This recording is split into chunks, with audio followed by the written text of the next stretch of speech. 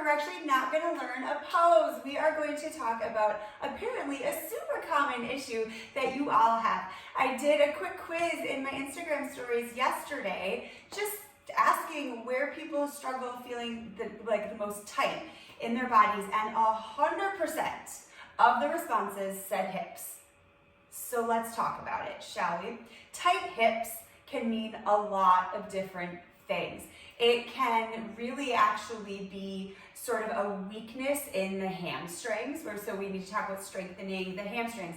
It can mean too strong quads or shortened quads that we need to open up. It can absolutely be a hip flexor situation where the hip flexors are firing when we don't necessarily want them to, so they are fatigued and shortened as well.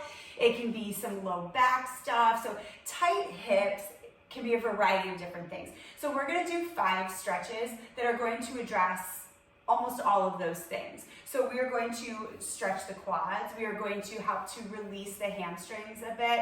We are going to do some low back release. And yes, we are going to work on some outward and inward rotation stuff of the hips to try to find some mobility and some functional strength in those areas. So let's get started. The first one we're going to do requires the most setup. So we're going to do a quad stretch.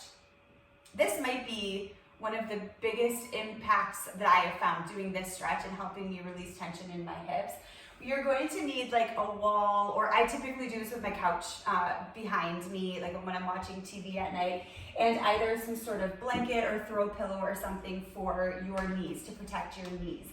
Typically, I hold this for 2 minutes aside. We're not going to do that right now. I'm just going to sort of give you guys an idea of what to do. We'll probably just hold them for 30 seconds each.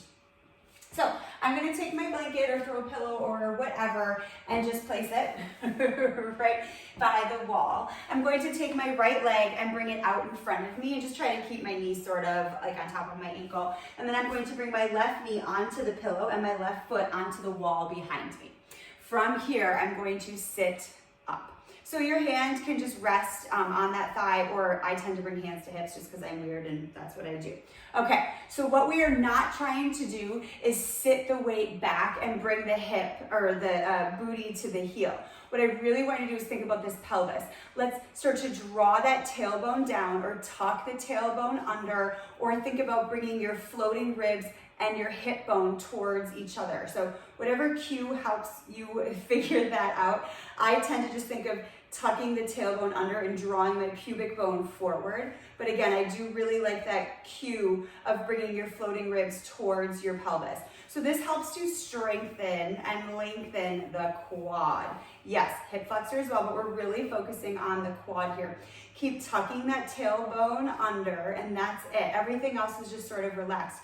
If you're feeling super out of balance, you can have something, like if there's a couch chair or a couch, the arm of the couch to hold on to or something like that for balance. But that's it. So really just sort of trying to settle in. Again, I typically try to hold this for about 2 minutes aside, but we don't have time to do that today. Go ahead and drop that down and release. This kind of stuff is in full length practices in the Shiny Happy Yoga Studio though. So if you're looking for a full practice, you can totally check it out there. Let's switch.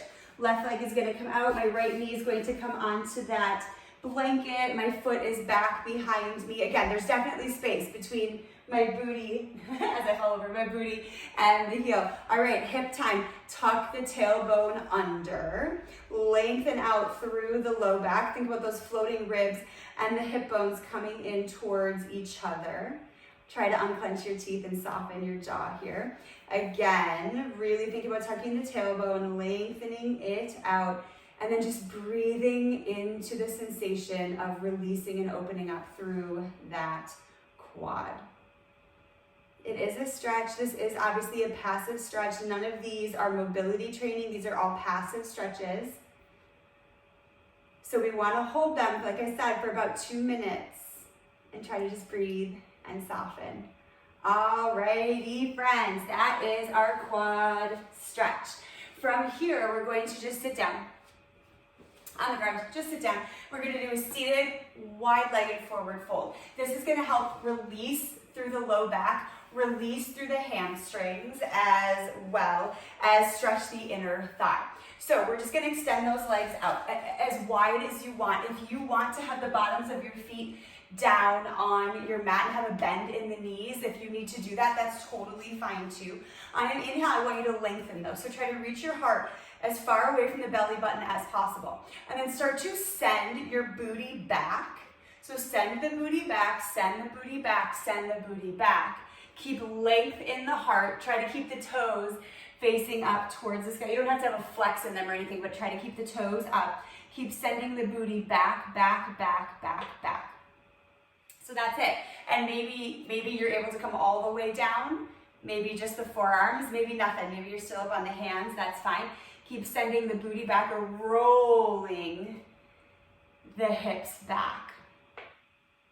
And then you're just softening here. We're just breathing. Again, typically I would hold this for about 2 minutes, focusing on really relaxing and releasing tension. And just breathing like we do. Take a big breath in and a big breath out. Again, the focus is lengthening the heart away from the belly button while keeping those toes up. Again, big breath in and big breath out, and then nice and easy, come on back up. All right, we are going to lay down on our backs for a recline figure 4 stretch.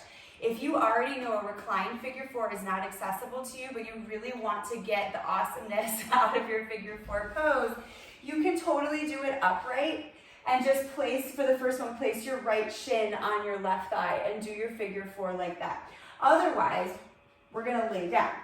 Right shin comes to the left thigh, your hands come around and through and grab onto the hamstring.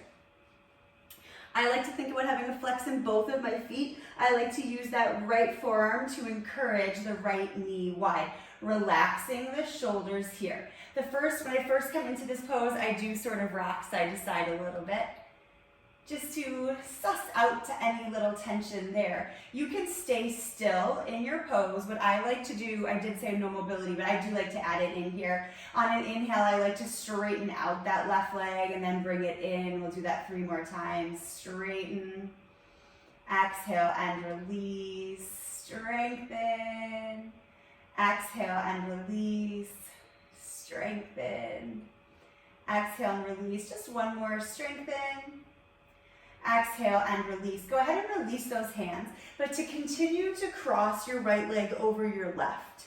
And then we're going to take both those legs and let them spill over towards the right. So I'm just going to transition you right into this bound spinal twist. Lengthen out through both arms. I want you to think about taking this left shoulder blade and untucking it from underneath you, or if that doesn't make sense to you, think about just reaching the left arm as far out to the left as you possibly can. And then bring your gaze over towards the right. If that is too darn twisty for you and causes your low back to have a conversation with you, you can absolutely unravel those legs. So definitely getting into some IT band, sciatic stuff, releasing tension through the low back, decompressing the spine, through this spinal twist, soften, find your breath, and take a big breath in. And a big breath out, come back up, and then we're just gonna reverse it on the other side. So again, if you need to come up for that figure 4, totally come up for that figure 4. Otherwise, we're gonna access it from on our backs. Hands come around and through to the hamstring.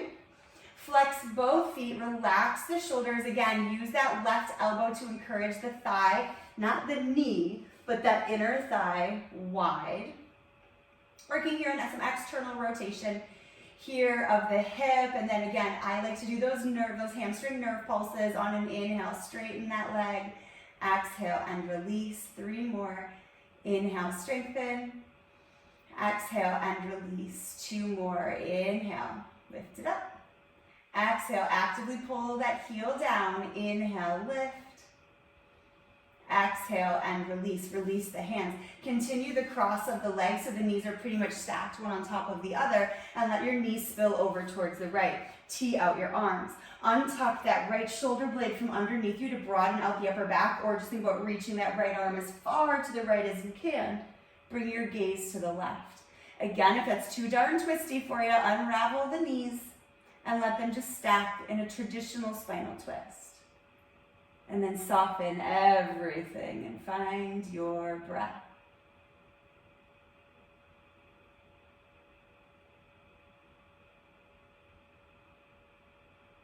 And take a big breath in. And a big breath out. Unravel the legs and bring them back up towards the chest. All right, the final little stretch here we're gonna do is happy baby pose. Bottoms of your feet come up towards the sky. Arms come from the insides of your knees and grab onto the outside edges of your feet. And then pull your knees down and wide. Relax the shoulders. Try to have as much of the back on the earth as you can. I like to rock this guy side to side, get a free little low back massage. Why the heck not? Some people like to straighten one leg and then straighten the other. Some people like to straighten both legs at the same time. Some people like to just stay in that happy baby pose.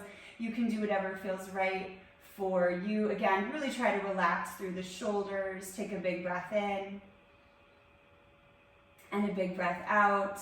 Let's do one more. Big breath in and a big breath out. Go ahead and release those feet. Do a couple rolls on the spine and then bring yourself up to an easy seat. Obviously, there are tons of yoga poses that work on opening up the hips. I bet you thought we were going to do pigeon, or malasana. Oh, that's one of my absolute go-tos. Or even just a wide-kneed child's pose. There are so many different ways to open up the hips. I picked these 5 because it kind of does everything. You get internal, external rotation with those 5. You get the quad, you get the hamstring, and you get the low back release. So hopefully that felt really, really good. And if you don't have the time to hold all that for 2 minutes each, there's just a quick little series to get you in and out and get things moving. If you guys have any questions, please let me know. You can check out all of the practices in Shiny Happy Yoga's online studio. Tons of hip opening practices in there. It's the most requested. That and core are the most requested practices. So